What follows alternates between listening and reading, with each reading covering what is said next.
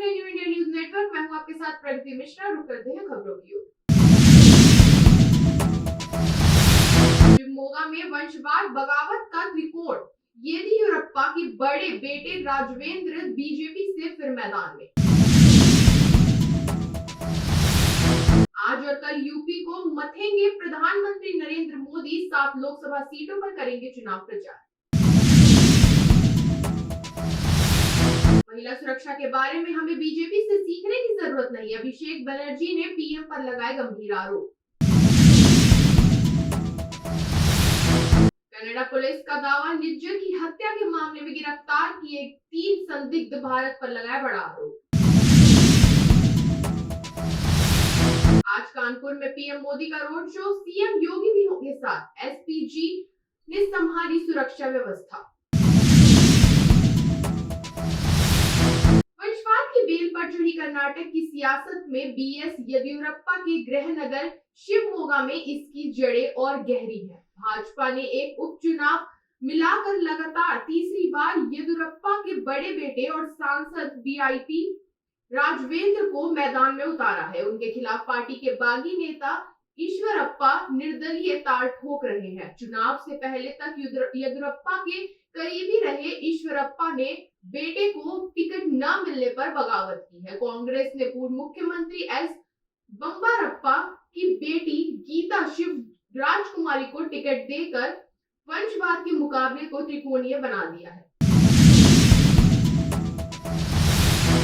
3 चरण के बाद प्रधानमंत्री नरेंद्र मोदी अब चौथे और 5वें चरण की लोकसभा सीट के उम्मीदवार का प्रचार कर माहौल गरमाएंगे। फिलहाल प्रधानमंत्री 2 दिन तक लगातार यूपी में 7 लोकसभा सीटों पर चुनाव प्रचार करेंगे। प्रधानमंत्री शनिवार में कानपुर और अकबरपुर लोकसभा सीट पर चुनाव करेंगे। भाजपा के प्रदेश मुख्यालय की ओर से तय कार्यक्रम के मुताबिक प्रधानमंत्री शनिवार को सबसे अकबरपुर लोकसभा के कल्याणपुर विधानसभा क्षेत्र में स्थित गुमटी नंबर 5 के पास गुरुद्वारा में मत्था टेकेंगे। इसके बाद वहीं से खोया मंडी तिराहा कालपी रोड तक शो करेंगे।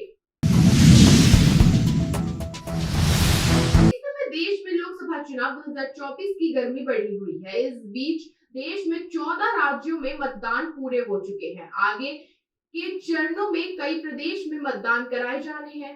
धुआंधार चुनाव प्रचार का दौर भी जारी है। यही कारण है कि प्रधानमंत्री नरेंद्र मोदी भी एक के बाद एक दूसरे राज्य में जनसभाएं कर भाजपा प्रत्याशियों के लिए प्रचार कर रहे हैं। इस दौरान नेताओं के बीच आरोप प्रत्यारोप का दौर भी जारी है। इसी क्रम में टीएमसी नेता अभिषेक बनर्जी ने शुक्रवार को पश्चिम बंगाल में महिलाओं की सुरक्षा पर सवाल उठाने के लिए नरेंद्र मोदी की आलोचना की। साथ ही आरोप लगाया कि भाजपा नेता महिलाओं पर अत्याचार की घटनाओं में शामिल है। कनाडा की पुलिस ने पिछले साल खालिस्तानी आतंकवादी हरदीप सिंह निज्जर की हत्या के मामले में कथित हिट स्क्वाड के 3 सदस्यों को शुक्रवार को गिरफ्तार किया। जांचकर्ताओं ने आरोप लगाया कि भारत सरकार ने इन लोगों को निज्जर की हत्या का काम सौंपा था। पिछले साल कनाडा के प्रधानमंत्री जस्टिन ट्रूडो ने निज्जर की हत्या में भारतीय एजेंटों की संभावित संलिप्तता का आरोप लगाया था। इसके बाद दोनों देशों के बीच काफी तनाव आ गया था। बाद में भारत ने ट्रूडो के आरोपों को बेतुका और प्रेरित बताते हुए खारिज कर दिया था। प्रधानमंत्री नरेंद्र मोदी आज शाम 5:15 बजे कानपुर आएंगे। यहाँ पर शहर के सबसे घने इलाके गुमटी क्षेत्र में 1 किलोमीटर लंबा रोड शो निकालेंगे। उनके साथ मुख्यमंत्री योगी आदित्यनाथ भी मौजूद रहेंगे। चौथे चरण की लोकसभा चुनाव के प्रचार अभियान को शुरू करने के लिए आ रहे मोदी की कानपुर में यह पहली यात्रा है। भारतीय वायुसेना को दूसरा C-295 सैन्य विमान सौंपा गया है। पहला विमान पिछले साल सितंबर माह में दिया गया था। एयरबस डिफेंस ने शुक्रवार को एक्स पर एक पोस्ट के जरिए इसकी जानकारी दी। एयरबस डिफेंस ने एक्स पर लिखा, कहानी जारी है।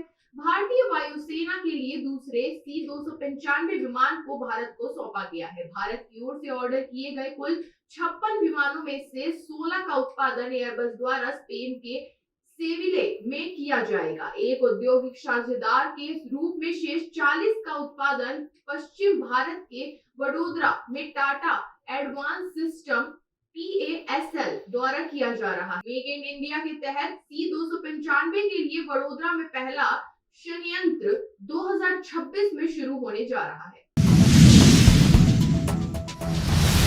निर्वाचन आयोग ने सभी राज्यों व केंद्र शासित प्रदेशों को निर्देश दिया है कि चुनाव लड़ रहे उम्मीदवारों को हल्फनामे के लिए आवेदन करने के 48 घंटे में नो ड्यूज सर्टिफिकेट जारी कर दिया जाए। आयोग के संज्ञान में आया था कि कई प्रत्याशियों को संबंधित विभागों से प्रमाण पत्र लेने में असुविधा हो रही है। आयोग ने मुख्य सचिवों से कहा कि वे इस संबंध में तुरंत प्रभाव से कदम उठाएं। राष्ट्रपति द्रौपदी मुर्मू हिमाचल प्रदेश के 5 दिवसीय दौरे पर शनिवार को राजधानी शिमला पहुंचेंगी।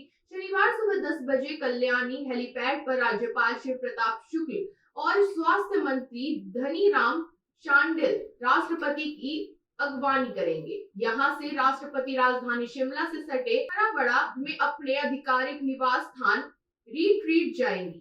4 से 8 मई तक अपने परिवार के कुछ सदस्यों के साथ यहां रुकेंगी। 8 मई को राष्ट्रपति वापस दिल्ली आ जाएंगे। वैज्ञानिकों ने आगाह किया है कि वातावरण में बढ़ती कार्बन डाइऑक्साइड CO2 का स्तर SARS-CoV-2 वायरस के लंबे समय तक जीवित रहने में मददगार है। इसकी वजह से वायरस के प्रसार और संक्रमण का खतरा बढ़ रहा है। SARS-CoV-2 वही वायरस है जिसकी वजह से दुनिया में कोरोना महामारी फैली।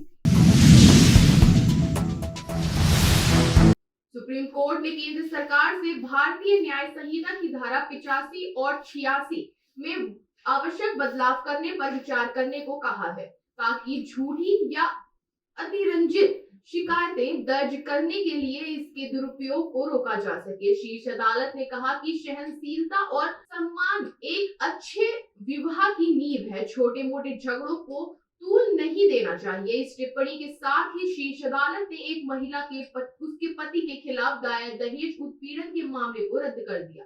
साथ ही पंजाब एवं हरियाणा हाईकोर्ट के उस आदेश को भी खारिज कर दिया जिसमें पति की उसके खिलाफ दर्ज आपराधिक मामले को रद्द करने की मांग को खारिज कर दिया गया था। आज के बुलेटिन में केवल इतना ही। ऐसी तमाम खबरों के लिए देखते रहे न्यू इंडिया न्यूज नेटवर्क।